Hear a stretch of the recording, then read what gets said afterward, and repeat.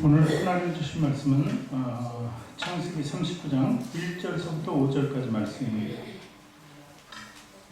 창세기 39장 1절에서부터 5절까지 말씀. 구약성경 60페이지, 60년에 기록되어 있습니다.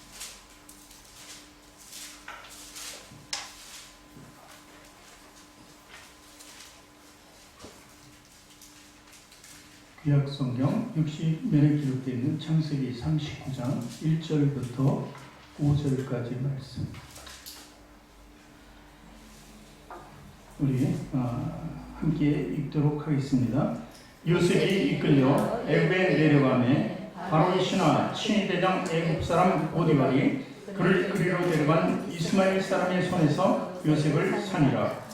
여호와께서 요셉과 함께 하심으로 그가 형통한 자가 되어 그의 주인 애굽 사람의 집에 있으니 그의 주인이 여호와께서 그와 함께 하심을 보며 또 여호와께서 그의 범사에 형통하게 하심을 보았더라.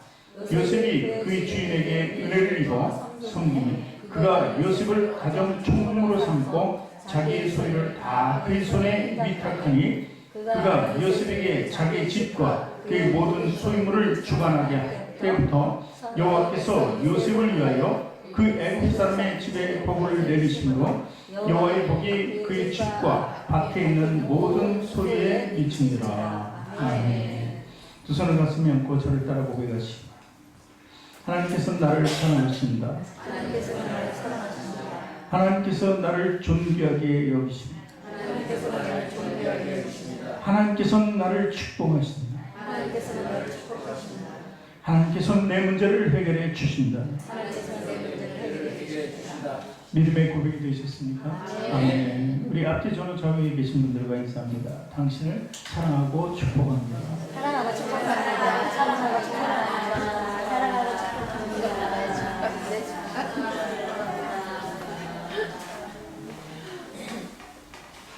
오늘 본문의 말씀을 가지고 형통한 사람이라는 제목을 가지고 우리 박지웅 선교사님께서 이제 말씀을 전해주실 텐데 너무 잘 알죠? 박지웅 선교사님이 이렇게 대학이 저보다 더 편하실 것 같아요, 그죠? 오늘 야외에 가서 정말 너무 근데 선교사님 집안이 다 그래요. 식구들이 우리 위에 형으로 장로님 계신데. 장로님도 밑에 식당을 가끔 오세요. 좀 거리가 떨어져 있는데도 불구하고. 근데 아주 너무 착하셔요. 바뀐 것 같아요. 손님이 주인인 것 같고. 그렇게 아주 회식을 이제 직원들과 이렇게 가끔 오십니다. 또 아버님이 목사님이시니까 집안이 이제 가족이. 또 그리고 동생분이 계신데 우리 박지웅 목사님은 조금 못한데도 불구하고 여러분 기독교 TV에 나와서 설교를 하실 때가 있어요. 미국에 계신데 미국에서 설교하는 게 우리 기독교 TV까지 이렇게 나올 정도로 능력이 있으십니다. 그분 또 너무 착해요. 근데 우리 박지훈 목사님이 제가 뭐야 동생보다 훨씬 낫다고. 좀 난지 훨씬 난지 하여튼 나요. 그래서 오늘 또 특별히 시간을 내주셔서 바쁜 가운데 우리 성도들과 함께하기로 하겠습니다. 그래서 말씀을 전해 주시기로 하셨습니다. 그리고 또 이따가 또 뭐 가져온 것도 있으니까 말씀만 가져온 거 아니라 먹을 것과 뭐 뿌릴 것도 가져오실 거예요. 우리 목사님 나와서 설교해 주실 텐데 우리 할렐루야를 한번 손 들어서 화답하기 원합니다. 할렐루야.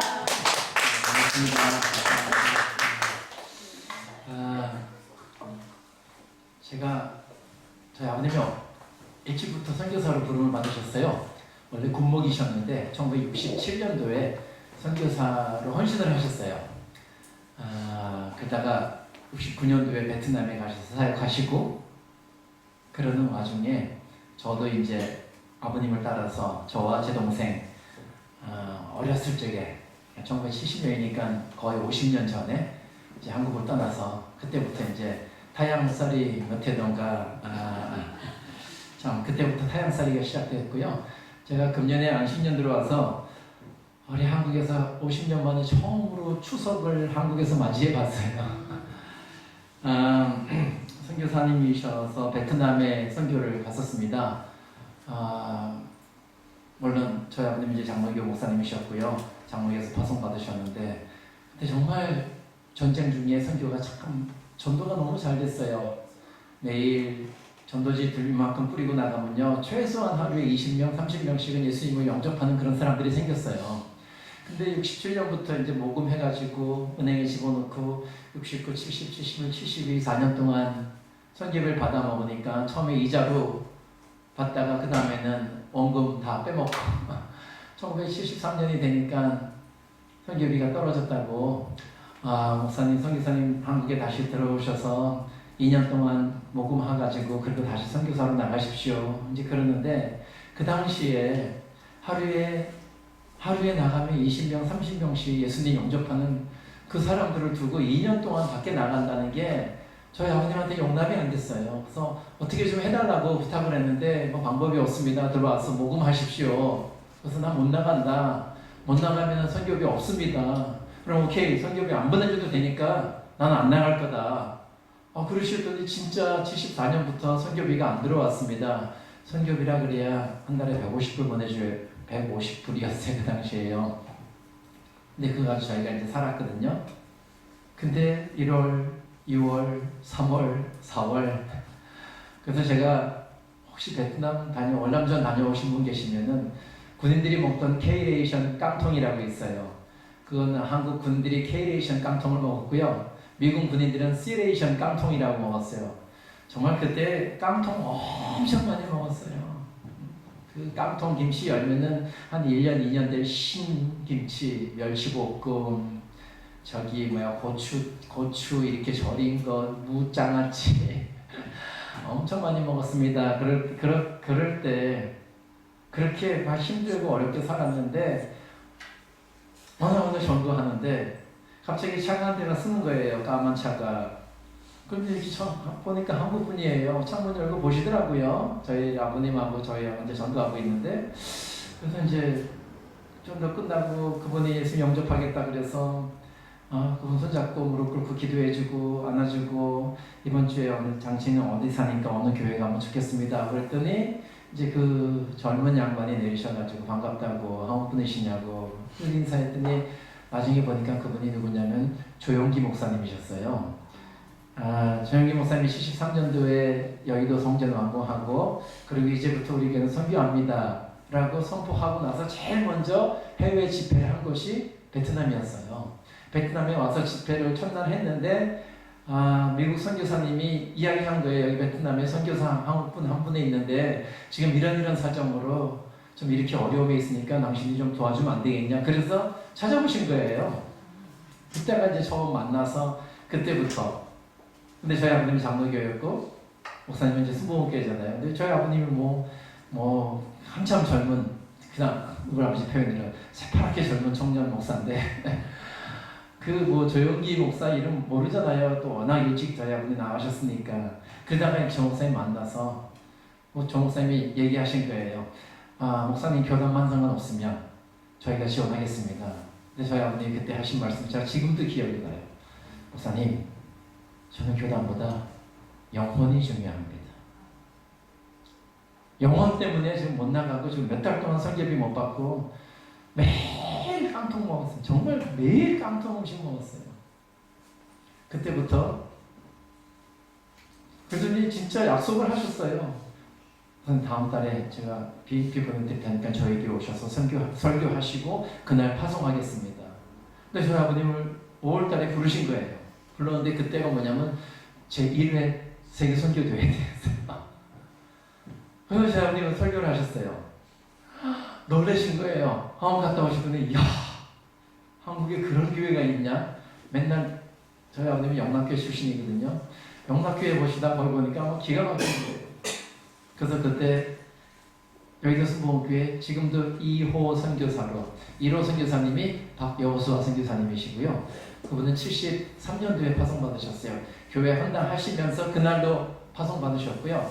그때 이제 두 번째 선교대회 하실 때 저희 아버님이 2호 선교사로 지금 이제 돌아가셨지만요. 그렇게 해서 저희 사역이 시작됐고 베트남 망하기 직전에 이제 너무 전도가 잘 되니까요. 한국에서 선교사 한 사람을 보냈어요. 아주 젊은 목사 한 사람. 그분이 누구냐면 이제 김남수 목사 님이라고요. 뉴욕의 프라미스 순복음교회, 프라미스 교회 거기 이제 그 목사님은 이제 월남에 보내주신 거예요. 그래가지고 한 달 동역 막 하고 그러는데 베트남이 망해버렸어요. 근데 이분이 왜 왔는지 저는 몰랐는데 다 망해가는데 선교사가 왜 오나 했는데 저희 구원해 주려고 왔습니다. 이분이 얼마나 영어를 잘하시는지 베트남 막 전쟁 나가지고 낮 12시가 통행금지 때였어요. 아침에 일 잠깐 보고 집에 무조건 들어오면요 막 총소리 나고 콧소리 나고 전쟁 마지막에. 그런데 가야 되는데 도망가야 되는데 도망갈 길은 없고요, 방법은 없고요. 그래서 저희 아버님이 딱 선포하는 거예요. 우리는 안 나간다. 우리는 여기서 죽는다. 근데 그거는 제가 알아요. 저희 아버님이 69년도에 파송 예배 드릴 때 그때 뭐라고 얘기하신지 아세요? 여러분 저는 월남에서 죽으러 갑니다. 딱 한마디로. 그래서 제가 동생한테 아주 그때가 7살, 9살 때 야 우리 월남 가서 죽는 거야. 그때 그 얘기 듣고서는 근데 막 사람들이 나오면서 막 불쌍하다고 아이고 어떻게 이러면서 머리 쓰다듬으면서 아이고 불쌍한 지고 그러면서 가니까 아 진짜 우리 죽으러 가는구나. 근데 이 김광성 쌤이 얼마나 영어를 잘하시는지 그냥 막 미국 대사관이고 어디고 막 쫓아다니면서 세상에 비행표를 7장을 해서 구해오신 거예요. 그래서 태국으로 피난 갔다가 태국에서 지내다가 또 독일에 가서 사역하라고 그래서 독일 함부르크 순복음교회 개척하고 그러다가 이제 1978년도에 77년도에 상파울루에 순복음교회가 개척이 됐는데 목사가 없는 거예요. 여의도 순복음교회 목사 보내달라고 그러는데 아무도 남이 안 가시는 거예요. 근데 저희 아버님이 독일에 계셨었잖아요. 근데 하루는 연락이 왔어요. 세계선교회 이창근 목사님 연락 와서 장로님 연락 오셔서 목사님 죄송한데 브라질을 좀 가주세요. 그러면 여기 떠나면 여기 어떡합니까? 유럽은 갈 사람이 많이 있어요. 그래서 아멘하고 저희가 78년도 3월 달에 이제 수봉 상파울로 교회 저희 아버님 이제 초대 목사로 이제 개척 목사는 아니고 이미 교회가 세워진 지 1년 됐을 때 저희가 거기에 이제 부임을 하게 됐습니다. 1년 동안 주일날 저녁 수요일 금요일 토요일 그냥 저희 목사님 테이블을 계속 예배를 드렸어요. 성도들이요. 그러고 나서 이제 1년 만에 이제 저희가 가서 거기서 수봉 상파울로 교회 이제 사역을 하게 됐거든요. 이래서 브라질 생활이 41년 지금 지나고 있습니다. 그래서 정말 제가 금년 한 해 동안 서울에 4월 말부터 5월 말부터 지금 한국에 있는데 6개월 동안 너무 참 행복했어요. 서울에 있는 시간이 그냥 차 타고 다니면서 이거 서울이구나. 평창도 가봤고요. 평창 안 가보셨죠? 평창도 갔다 왔습니다. 평창도 가봤고 물산도 가고 창원도 가고 여수에 가서 이수신 장군도 만나고 오고 너무너무 지금 한국에서의 삶이 행복해요. 정말 이렇게 옛날에는 한국에 오면 2년에 한 번 오고 뭐 3년에 한 번 오고 이러면은 한 일주일 열흘 잠깐 일 보고 바쁘니까 막 지하철 타고 다니고 근데 요새는요 시간이 많으니까 맨날 버스 타고 다녀요. 길 막혀도 괜찮고 늦어도 괜찮고 너무 이렇게 행복한 거예요. 그래서 그렇게 지금 열심히 살고 있고요. 제 딸은 2년 전에 시집가가지고 샌프란시스코 살고 있고 우리 아들은 열심히 지금 브라질에서 태어나서 공부하고 미국 가서 유학 갔다가 그리고 한국으로 나와서 지금 저기 전남 광양에 전남 드래곤스라는 축구팀에 브라질 선수들 이렇게 통역해주고 있어요. 그래서 이제 그러면서 저한테 얘기하는 게 아빠 브라질 가지 말고 한국에 살아. 한국은 너무 좋아. 지금 저를 이렇게 유혹하고 있어요. 그때 야 임마 나는 브라질에서 살 게 아니고 아빠는 브라질에서 죽을 거야. 저는 이렇게 선교지에서 죽는 게 그게 그냥 선교는 하는 게 아니고 선교는 사는 거고 선교는 죽는 게 선교더라고요. 근데 여태까지 제가 40년 동안, 그러니까 50년 동안 선교사 자녀로 선교사로 있으면서 느낀 게 다 그거예요. 너무 뭘 하려고 애를 많이 썼어요. 선교한다. 이런 프로젝트, 이런 사역, 저런 일 얼마나 많이 했는데 지금 제가 곰곰이 몇 달 동안 생각해보면서 진짜 선교가 무엇일까라고 고민하다가 발견한 게 선교는 하는 게 아니라 선교는 사는 거다. 살다 죽는 게 선교더라고요. 그냥 사는 거예요. 선교지에서 살고 선교지 사람들하고 사는 거. 그게 선교잖아요. 그러면서 살면서 뭐해요? 얘기하고 예수님 얘기하고 예수님 사랑 전하고 예수님 모습 보여주고 그게 선교 사는 거잖아요. 그래서 그 모습 보면서 저는 이제 선교 사는 거. 자, 근데 브라질이 얼마나 지금 성장하고 부흥하는지요. 정말 하나님께서 왜 이렇게 브라질에 복을 주시는지 모르겠어요. 1969년, 70년부터 시작된 브라질 부흥이 아직까지도 지금 부흥의 역사가 일어나고 있어서 지금 현재 6천만 명의 개신교, 1억 명이 넘는 캐톨릭은 빼버리고 6천만 명이 넘는 크리스천들이 있고요. 30만 개의 교회들이 있고요. 그 중에서 이제 우리 순복음교회 한 6만 개 정도가 넘고요. 그런 어떤 이 성장이 많이 있어요. 근데 이게 왜 성장하냐면은 옛날에 저희들이 경험했던 예수 믿고 복 받고 예수 믿고 병 고치고 예수 믿고 귀신 쫓아내고 예수 믿고 부자 되고 뭐 이런 신앙들이 지금 우리 브라질 교회 안에 꽉 차 있어요. 그러니까 그걸 가리켜서 옛날에 저희들이 뭐라고 얘기했죠? 이게 정말 언영 신앙이라고 얘기하고 또 축복 신앙 조금 나쁘게 얘기하는 사람들 기복이라고 많이 얘기했는데 저는 이것은 참 사람들이 말하는 형통의 삶을 정말 추구하는 모습인 것 같아요. 근데 그게 지금 아직도 이제 지금 현재 브라질이 굉장히 많아요. 근데 진짜 성령의 역사가 정말 나타나고요. 막 안진뱅이가 일어나고 휠체어 타는 사람이 휠체어 더 던지고 가고요. 지팡이 집어 던지고 브라질 가면 그런 교회들 쫙 있어요. 한 3만 명 본당이 한 3만 명 들어가요. 거기 쫙 거기 휠체어랑 뭐랑 걸어가는데 막 수백 개가 걸려 있어요. 근데 그런 역사들이 있었어요. 저희 순복음교회 순복음산파로 바로 앞에 그 교회가 있는데 아침, 점심, 저녁 그냥 하루에 3번씩 예배드리고 북치고 찬양하고 난리 나는데 진짜 역사가 일어났었어요. 그런데 어느 날부턴가 역사가 멈추기 시작했더니 인간의 역사들을 막 만들어내는 거예요. 짜고 하고 돈 주고 하고 내가 이거 할 테니까 너 그 다음에 귀신 들린 척 했다가 할렐루야 아멘 하고 일어나고 막 이러면서 이제 막 일들이 좀 안 좋은 일들이 막 생기기 시작한 지금의 상황에서 그러니까 사람들은 계속해서 그게 그런 이제 하나님을 지금 믿고 있는 근데 너무너무 성장을 그래도 하고 있어요. 귀신도 쫓겨나갔고 복도 받고 그러면서 사람들이 말하는 게 우리는 참 예수 믿고 복 받고 예수 믿고 형통한 사람이다. 뭐 그렇게 잠깐 얘기하고 있는 거거든요. 저는 이 모습 보면서 우리 한국의 그런 어려움들이 지금 브라질에 똑같이 반복이 되면 안 되는데 라는 생각을 해서 제가 브라질 목사님들 만나서 브라질 교회들 만나서 이런 얘기를 굉장히 많이 해요. 진짜 형통이 뭐냐? 프로스페리다지라는 말인데 진짜 형통이 뭐냐? 여러분 오늘 본문을 이렇게 얘기합니다. 형통은요. 내가 잘 먹고 내가 잘 살고 나만 잘 되는 게 형통이 아니라 뭐가 형통이냐고요? 오늘 본 말씀 분명히 오늘 이렇게 얘기합니다.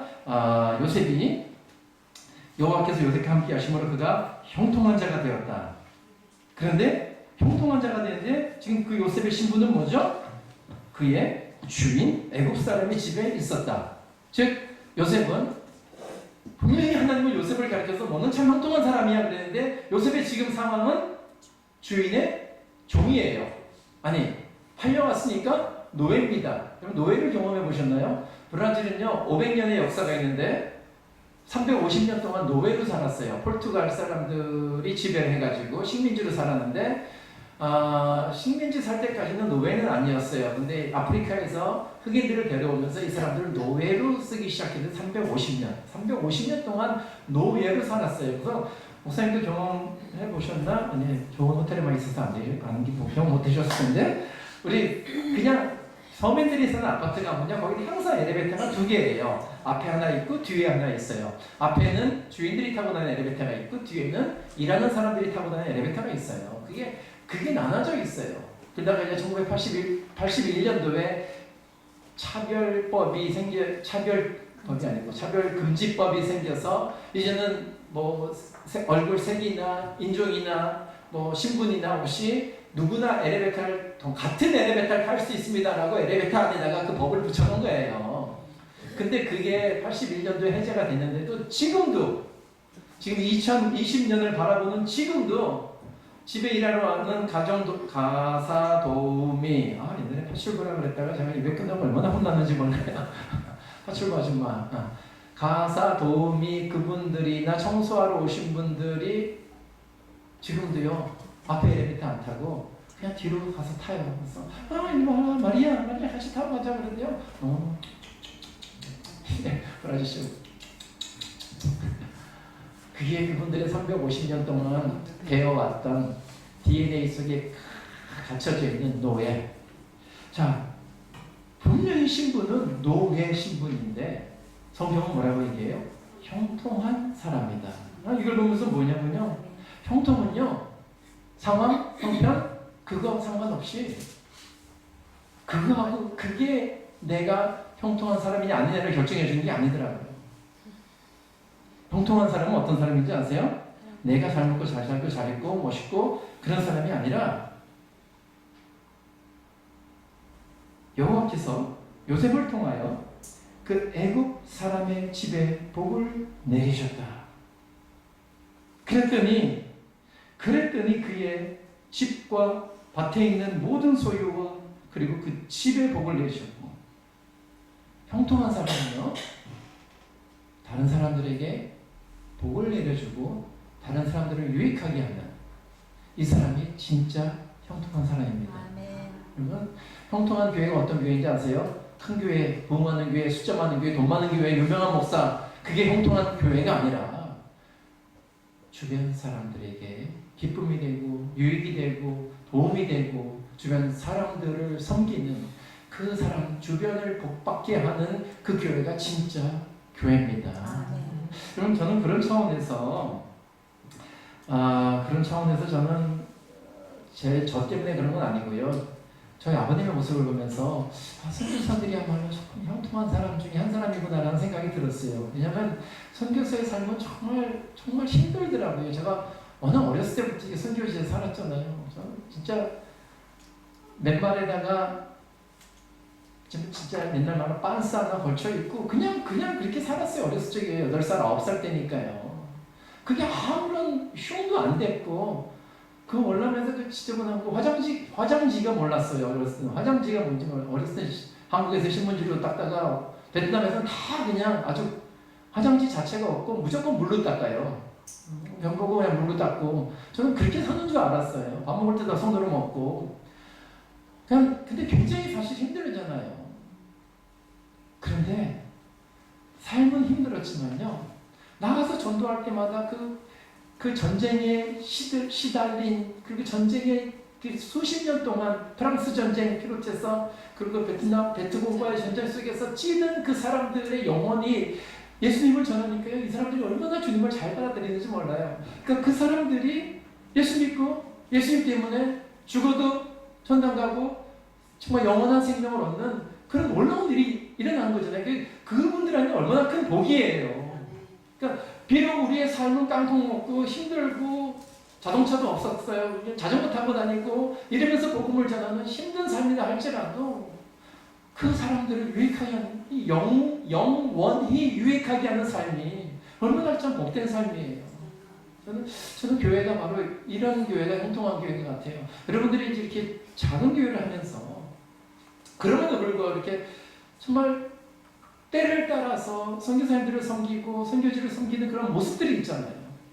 근데 어떻게 보면요, 우리도 힘든데, 우리도 어려운데, 참 우리도 이렇게 조그만데 뭘 하냐라고 얘기하는데, 비록 지금 요셉처럼 우리가 연약한 신분에 있고 부족한 가운데 있고 없는 가운데 있지만 그럼에도 불구하고 다른 사람들의 유익과 다른 사람들의 복을 위해서 헌신하고 불편을 감수하고 어려움을 해소해 나간다면 그게 진짜 형통한 교회가 아닌가. 부천 형통 성시교회 아멘.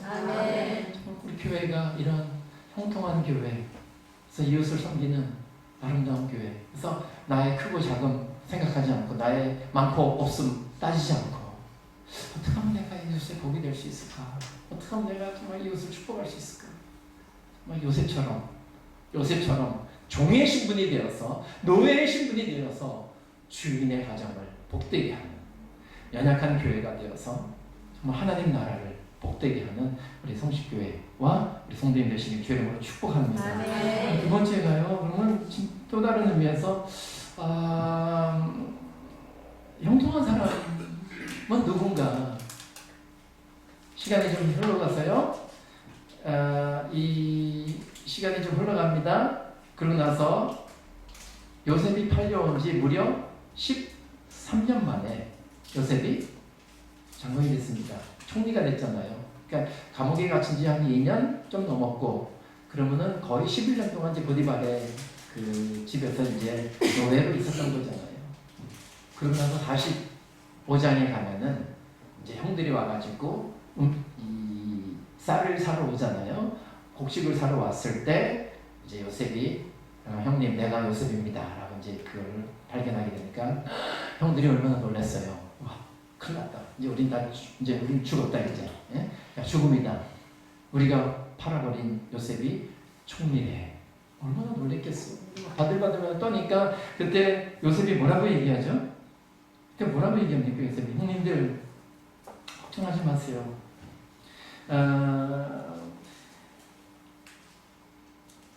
형님들이 나를 팔았다는 것 때문에 두려워하지 마십시오.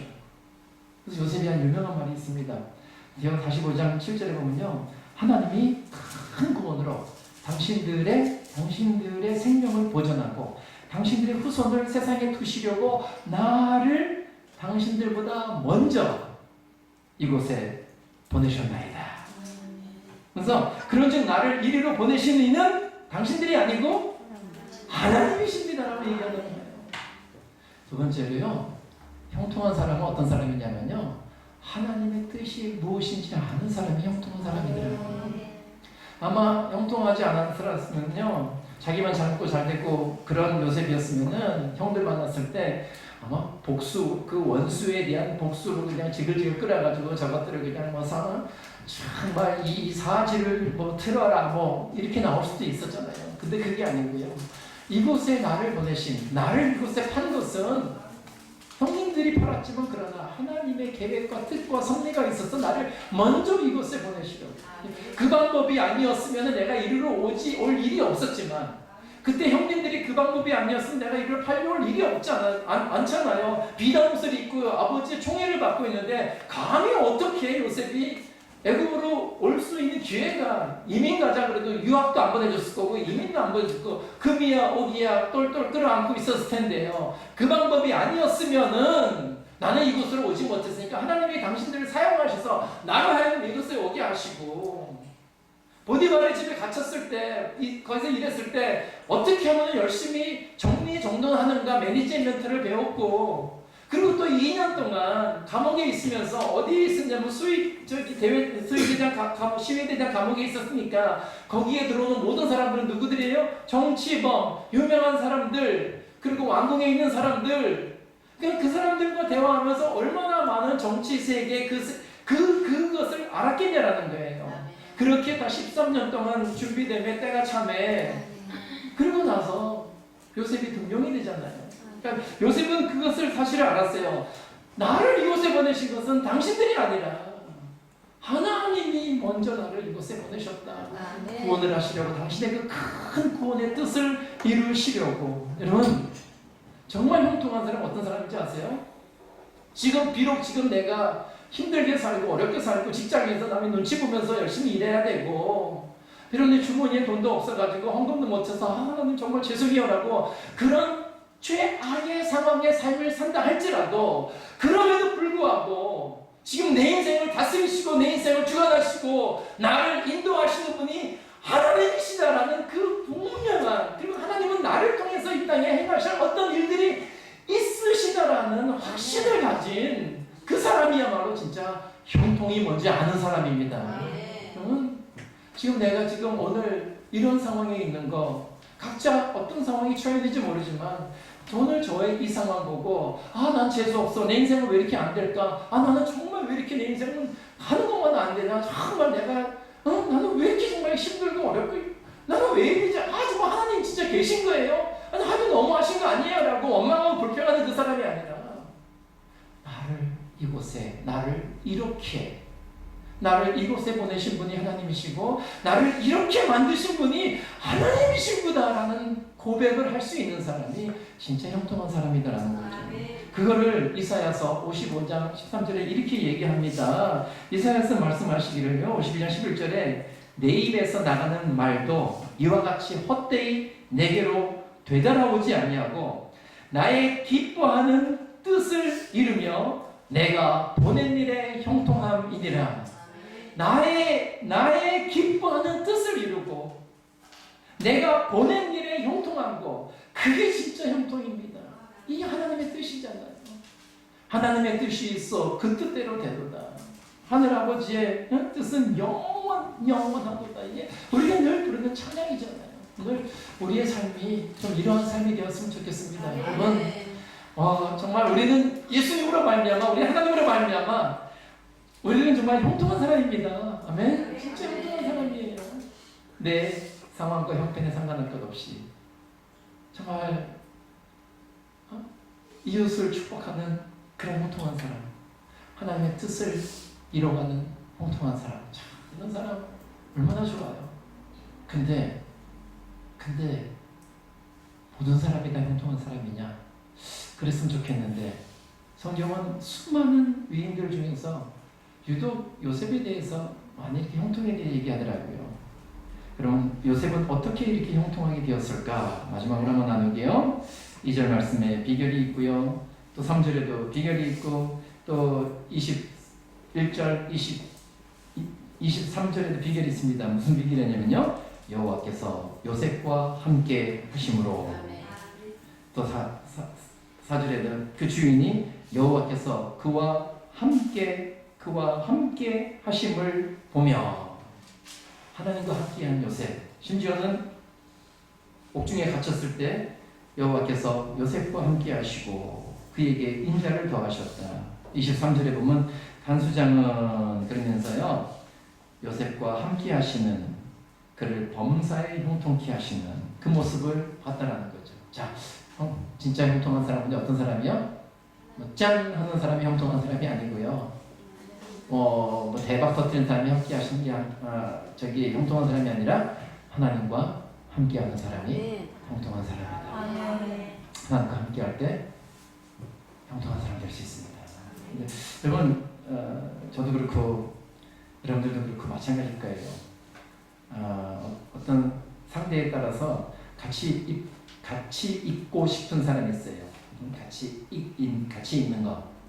근데 정말 잊고 싶은 사람이 있어요. 같이 있고 싶지 않은 사람이 있잖아요. 근데 늘 같이 있고 싶은 사람, 정말 저 사람하고 좀 관계를 안 했으면 좋겠어. 뭐 그런 사람이 있잖아요. 자, 하나님께서 요셉과 함께 하셨다라는 말씀 무슨 말이냐면 쉽게 얘기해서 하나님은 요셉과 함께 있고 싶어 하셨다. 저는 거꾸로 얘기해서 이렇게 얘기하고 싶어요. 형통한 사람이 되기 위해서는요, 하나님으로 하여금 나와 함께 있고 싶어하게 만드는 거예요. 하나님 나와 함께 있고 싶으면 너무 기분이 좋은 거예요. 너무 재밌고. 제가 이렇게 시도 때도 없이 이렇게 성식교회 찾아온 이유가 그냥 여기만 오면 뭔가 이렇게 풍성해질 것 같아요. 맛있는 것도 먹고. 제가 지난번에도 여기 들려서 목사님 배고파요. 가고 싶은데 함께 있고 싶은 사람, 함께 나누고 함께 교제하고 함께 얘기하고 싶은 그 사람이 있잖아요. 근데 하나님도 그런 분이, 하나님도 그런 사람을 찾으시더라고요. 너랑 같이 있고 싶어. 네 옆에만 있으면 너무 기분 좋아요. 자, 요셉은 하나님으로 자기와 함께 있게 만들었던 것 같아요. 물론 그때는 성경 말씀이 없었겠지만 결국 하나님과 함께, 하나님으로 하여금 함께 있고 있게 싶은 사람은 저는 그런 것 같아요. 내가 말씀 앞에서 늘 섰을 때, 늘 말씀 앞에 말씀으로 내가 섰을 때 하나님은요 찾아오세요. 보세요. 이디오피아 내시가 예루살렘에서 예배드리고 다시 이제 이디오피아로 돌아가잖아요. 무려 800km. 근데 그 사람이 마차에서 뭘 읽고 있었어요? 성경을 읽고 있었는데 I don't understand. 아무것도 이해를 못하는 거예요. 영어를 못하면 no English. 한국말을 못하면 no Korean. 근데 성경을 모르면 뭐라고 하죠? No Bible. 그랬더니 하나님이 어떻게 해요? 빨리 빌립으로 하여금 그냥 그 성에서 사마리아 성에서 기적이 일어나고 있고 집회하고 있는 사람이에요. 지금 귀신 쫓겨나가고 온 사마리아 성에 큰 기쁨이 있습니다. 다른 말로 얘기해서 지금 성에 대성회를 하고 있는데 갑자기 성령이 빌립, 야 너 빨리 저 가이사랴 저 사막으로 가라고 해서 누구를 만나게 해요? 마차에서 성경 보고 있던 그 사람을 그 사람한테 보내시잖아요. 그래서 찾아가서 야 너 그거 이해하냐 했더니 야 가르쳐주는 사람도 없는데 내가 이거 어떻게 이해하냐. 야 이거 이사야서 글인데 내가 어떻게 아냐. 그랬더니 하나님이 누굴 보내요? 본인이 못 오시니까 하나님의 사람을 보내서 그 사람에게 말씀을 가르쳐줘. 하나님을 나타내시는 거잖아요. 그러다가 야 내가 이거를 깨달았는데 내가 이렇게 침례받는 거? 그러니까 물이 있으니까 침례 주세요. 침례 받고 그리고 그 사람 아프리카로 떠났잖아요. 그래서 지금도요 이리오피아에 가면요 이리오피아가 지금 아프리카에서 제일 복음이 제일 강력한 나라가 지금 아프리카 이디오피아예요. 그러니까 그게 어쩌면은 그 한 사람의 역사를 통하여서 그리고 또 예수님 십자가 맨 사람이 구레네 시몬이잖아요. 그 사람도 저 구스 사람 이디오피아 사람이거든요. 그러니까 이런 모습들. 내가 말씀을 읽을 때 하나님 찾아보시더라고요. 그래서 하나님으로 나를 찾아보시냐. 내가 기도할 때 하나님 가만 계시겠어요? 멀찍고 아이고 잘한다 야 밧줄이 방황하네 뭐 이러면서 그러시겠어요? 가까이 오셔서 그러니까 누굴 보내세요? 성령 보내셔가지고 파라크레토스 오셔서 눈물로 흘리며 기도할 때 위로해 주시는 분이시잖아요. 감동 주시고 위로하시고 용기 주시고 그래 괜찮아 내가 너와 함께한다 염려하지 마 걱정하지 마 이러면서 찾아오셔서 위로해 주시잖아요. 얼추 팔짱 끼고 써가지고 어떤 몇 시간이나 하나 보자 가지고 뭐 이러지 않으시잖아요. 찾아오시는 하나님. 무엇보다 우리가 이렇게 바쁘고 힘들고 어려운 가운데 예배 자리 나왔을 때 하나님 저기 하늘에서 어느 게 몇 명인가 이렇게 카운트하지 않으시더라고요. 진짜 신령과 진정으로 나를 찾는 사람이 있는가 오셔서 그 예배 가운데 좌정하셔서 그 예배 가운데 만지시고 말씀 가운데 만지시고 찬양 가운데 정말 하나님께서 은혜 주시고 그러시잖아요. 하나님으로 나에게 함께 할 수 있게 하라. 말씀으로 기도로 예배로 그러면 진짜 우리는 우리의 형편과 처지와 상황과 상관할 것 없이 이 땅에서 형통한 사람으로 형통한 교회로 살아남을 수 있을 것입니다. 여러분 그래서 이렇게 우리 한번 찬양하고 같이 한번 좀 기도했으면 좋겠어요. 약할 때 우리가 좀 얼마나 약해요. 아니 저만 약한가? 여러분은 뭐 건강하시고 부자고 돈 많고 뭐 잘나고 잘 모르겠지만요. 저는 정말 약해요. 정말 부족한 게 많아요. 근데 제가 뭘 할 수 있겠어요?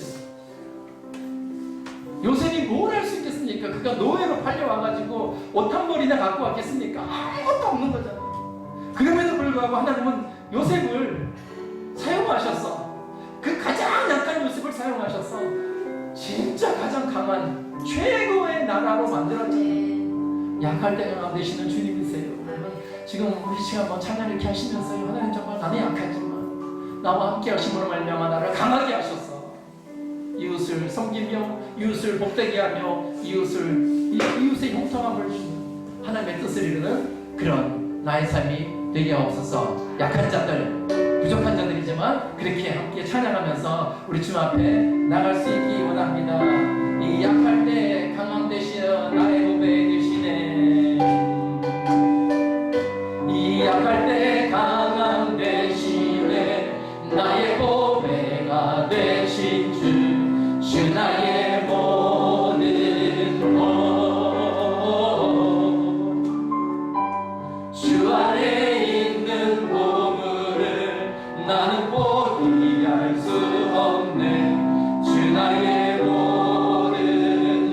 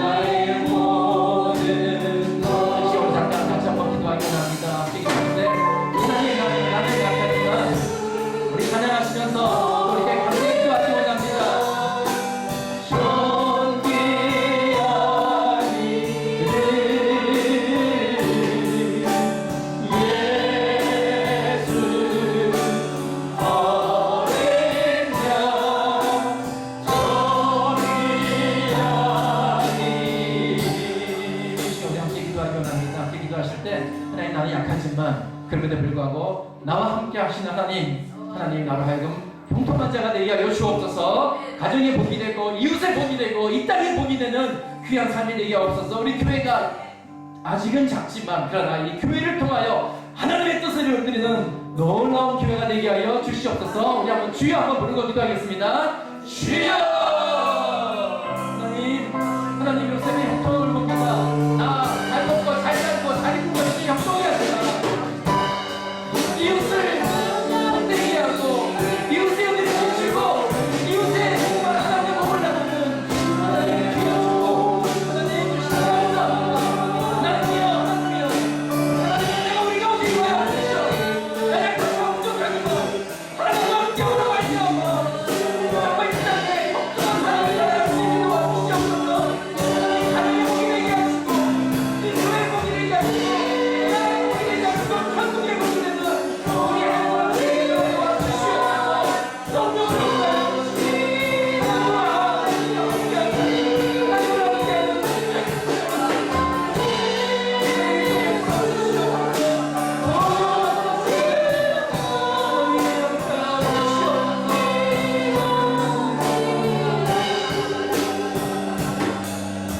성령으로 하나님, 아직은 연약하고 부족하고 정말 힘이 없고